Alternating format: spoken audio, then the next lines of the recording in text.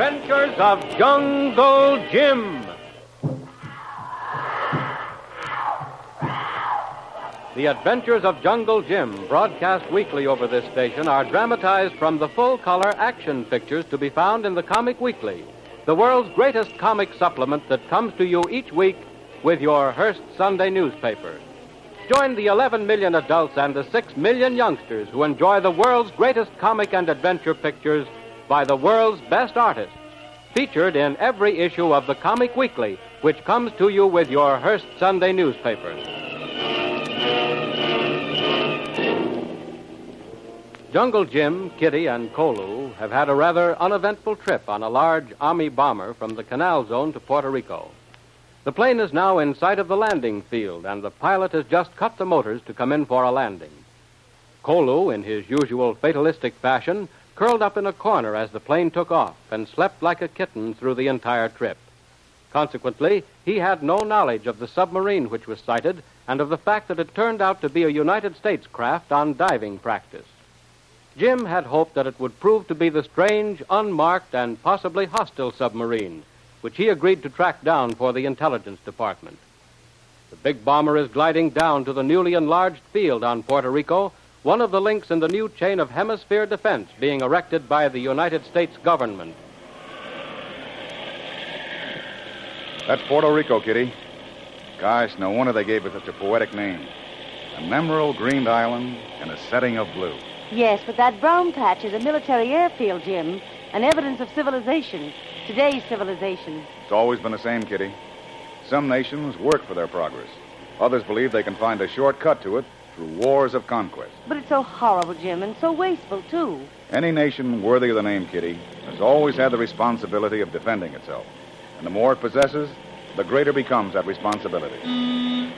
Golly, what's that? I don't know, but it sounds awful, Jim. Like a sick cow. Yeah. What be that noise, Tuan? Well, whatever it was, it woke Kolu up. It's a miracle. How are you, Kolu? Feel fine, Tuan. What be noise? We'd better find out. Is that a new kind of dinner horn, pilot? No, sir. The warning signal at the landing gear retractor is out of adjustment, sir. Nothing to worry about, just some little thing out of adjustment, sir. Oh, I see. Probably can be fixed, eh? No question about it. Just as soon as we can find out what it is. Nothing to worry about, sir. We have plenty of fuel. We could stay up here all day if necessary. Okay. If I can be of any help, just call on me. Thank you. I'll go back and tell the folks all about it. What is it, Jim? There's something wrong with the landing gear. Some little thing out of adjustment. Nothing serious, Kitty. Nothing serious, only the landing gear. That's nice. Tuan, it be like bird with wing, no feet. How we can land? No can do. Now, look, this is a modern plane with a darn good pilot and a maintenance crew aboard. Whatever's wrong, they can fix it. But we're flying past the field, and we're climbing, Jim. The pilot said we have enough gas to stay up here all day, and they'll surely find some way to remedy the difficulty before then. Now, don't worry about it, will you, Kitty? It's not worried, Jim, but it certainly gives one a very funny feeling. They fix, Miss St. John. If not, we go down anyway. Land somehow. I'll go up forward and see how they're making out. How are things going, Lieutenant? Oh, not bad. I've tried the landing gear a couple of times. It comes up all right, and now it seems to go down all the way. That is, judging by the sound it makes. I'm going to glide down a few hundred feet and try it once more. Okay. That signal is automatic, isn't it? Yes, sir. When we hit 1,000-foot altitude, it sounds the warning if the landing gear is not down or if it's not working properly. I'll be watching the altimeter in the cabin. And here's hoping. Thank you, sir. Well, Jim? They made some adjustments. They're going to try again. Come on back here, Kitty, and we can watch the altimeter. If we go below 1,000 feet without the signal sounding, it means we're okay. It reads 1,300 feet. We were up to 1,500 when I was in the pilot's compartment. There she goes. 1,250. 1,150. Jim, we're 1,100 feet above the field. Not the field, Kitty. Sea level. The field could easily be a couple of hundred feet higher than the water. An even 1,000. Listen. 950 feet and not a peep. Now, what did I tell you about worrying? Jim, I'm glad you're right. But just think of landing without the wheels down. Oh, we'd crack up sure as shooting. Well, it wouldn't be exactly a three-point landing. Now it read 850, Tuan. Oh, Jim, there's that horrible noise again. Guess that landing gear is still acting up all right. Maybe landing gear be all right. Just horn broke. Make noise for nothing. That's a possibility, too, Kolu. We'll see. Oh, look, sir. That is not yet. I'm going to get the ground crew on the radio and fly down and see if they can tell how nearly the wheels can be brought into position. That's not a bad idea. My man Kolu suggested that maybe the warning horn circuit was shorted and that the landing gear might be okay. Hello, Lieutenant Foley calling control tower. Lieutenant Foley calling. Field is clear. Come in on runway 4. Having trouble with my landing gear. I want to fly down to 200 feet. You take a look at it and let me know if it's down. Come on down. Fly over runway 4. I'll have observers spot you with glasses. Right? When did you notice this trouble? When I started down for the landing, the trouble horn started yapping. I'll cut the emergency circuit on the horn. Okay. Come on down. Stay at 200. Coming down. I'll wait for your report. It's still possible that the landing gear is okay then, eh? Well, we'll soon know. Oh, are we all right, Jim? Don't know for sure, Kitty. We're going down to let the ground crew take a look at the undercarriage. I'll be back in a minute with the news. All right. We've gotten a pretty good look at it, Foley. Only one wheel is down. Looks pretty bad. But stay low. I want another observer to spot it. All right. I'll hold this course. That's the story. Your left wheel is down, but the right one is still fully retracted. Can't budge it, huh? Nope. We tried every trick we know, and it seems impossible to move. Only one thing to do, Foley. Yes? Pull the other one up and try to pancake in. Tie those passengers down, and you better issue crash helmets. Okay. You're probably right.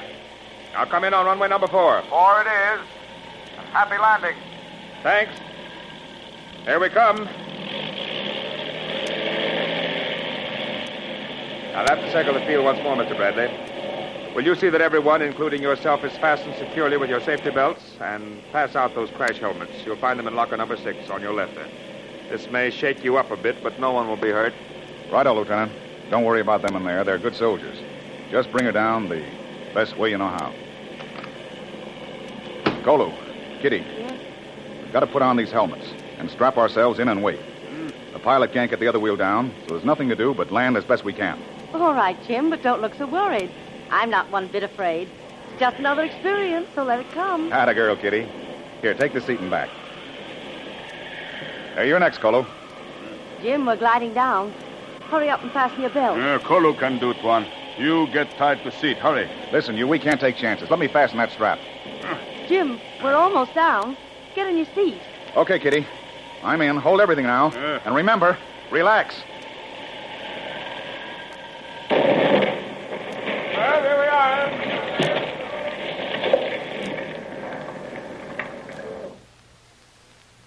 All okay in there? Yes, we're fine. Congratulations on a swell job, pilot. Anybody hurt here? Here, let me give you a hand, sir. I'm okay. Stand back there and I'll make room for this lady. There you are, miss. Now, don't jump. We'll lift you. Boy. There you are. Oh, doesn't the earth feel good under your feet? You're lucky, miss. Oh, thanks. Thanks, we can make it alone all right now. Your car's right over here, sir. Oh, thank you. Come on, Kolu.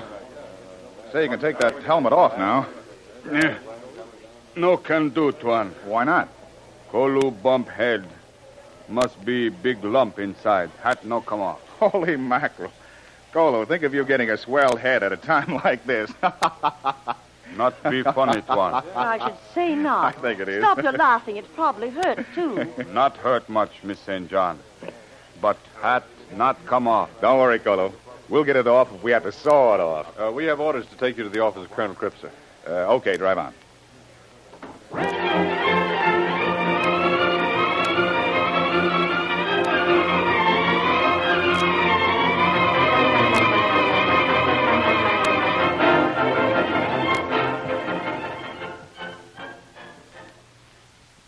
Here's the office, sir.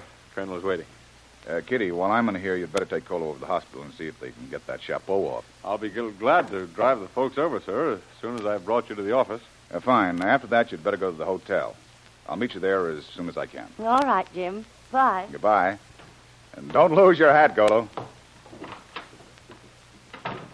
Colonel Cripps? Yes? I'm Jim Bradley. Oh, Jungle Jim Bradley. Well, We're both fortunate. You in being here in one piece, and me. Well, Bradley, I'm delighted you agreed to work on this matter for us. I'm very glad to know you, Colonel. And I present you with the best from Colonel Barrett. Thank you. I was talking to him only this morning. I just had a report on your landing. You're very fortunate, lad. That Lieutenant Foley is a real pilot, Colonel. I'd like to meet his commanding officer and tell him just that. I know he's a good flyer. But still, I say you're lucky. Anything can happen when you pancake in with 15 tons of airplane, no landing gear. Yes, I suppose so. Well, now that we're here, safe and sound, Colonel, what do we do next? Jim, our task is relatively simple. Look at this map here. Yes? Now, here is an island privately owned by a fabulously wealthy recluse who is supposedly improving and modernizing it, building a sort of feudal estate or kingdom, sufficient unto itself. I've heard of such places. Sort of a world of his own, eh? Right, but, and here's the nucleus of the whole thing. We've spotted those submarines near that island too often for their presence to be a mere coincidence. And lately, twice as many traders and tramp steamers are stopping there regularly, and they're from far-off places, too. Well, why can't you just take a company of Marines and look the place over and... We can't go on a strong-arm fishing expedition like that. Not without some better evidence than suspicion to go on. That's what you've got to get for us. Yes, I suppose that's the proper way. We want legal and positive evidence. Oh, excuse me. Certainly, Colonel. Colonel Cripp speaking. Oh, hello, Captain. Yes. Yes? No. You're positive? All right, get me photographs. And, wait.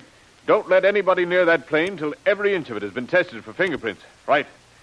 Yes, right. And let me have a report as soon as possible. That's right. Goodbye. Bradley, they've fired the first shot. What do you mean, Colonel? What happened to that plane's landing gear was not an accident. It was deliberate sabotage.